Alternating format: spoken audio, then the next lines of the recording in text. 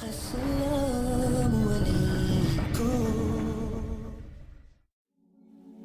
is very simple. Allah created life as a test. And there is no human being that escapes other than being tested. Now, a lot of times what happens is we look at other people's lives and we think that they're not being tested. We say, wow, my life is so difficult, but this guy's making $50,000 more than me. He has no problems. He has no problems, right? This is human nature.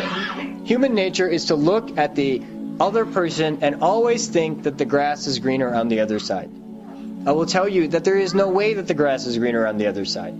First of all, I know that, having had enough experience living in this life and having enough people come and tell me their problems, that the millionaire has problems and the person who is at below the poverty level also has their own problems.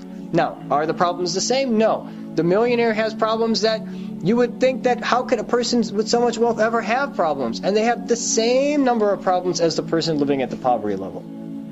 It's just the way Allah created life. You can't escape. It's not that when you earn a certain amount of money, you've escaped. Or that when you have a certain number of friends, you've escaped. Or when you have a certain number of square feet in your home, you've escaped. So Allah creates varying tests, and they vary based on the amount that a person's been given. But everybody's being tested. So it's the foolish one that looks at another person's life and says, well, if I had that, I would do this. That doesn't make any sense. If you had that, you would have your own set of tests. And you might fail them miserably or you might succeed. It doesn't make a difference. Allah is not going to ask you what He gave you. You won't be asked, well, I gave you this, or I gave you this, or I gave you this, why was it? No, Allah gives you whatever He gives you. He will be asked how you used what He gave you. So if He gave you health, you'll be asked about how you used it. But if you weren't given health, you won't be asked why you didn't have health. If you had wealth, Allah will ask how you attained it and how you spent it. But if you don't have it, Allah won't ask you why you didn't have wealth. That won't be a question on the Day of Judgment, that your salary was 100,000, how come it wasn't 120? Answer up.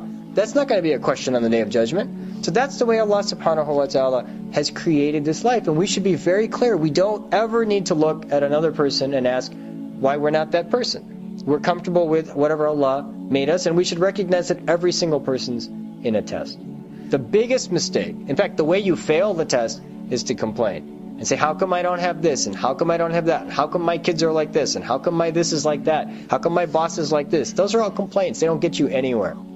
That nobody wins the game by complaining. In fact, the Prophet ﷺ asked for protection from the complaining tongue. That's the person who gets deceived. They start blaming the world for their circumstance rather than recognizing that their circumstance is an opportunity for them to convert the mundane into something much more special.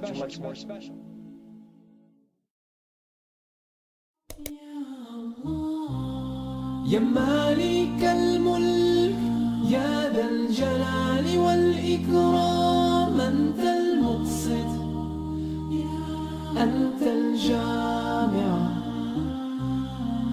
أنت الغالي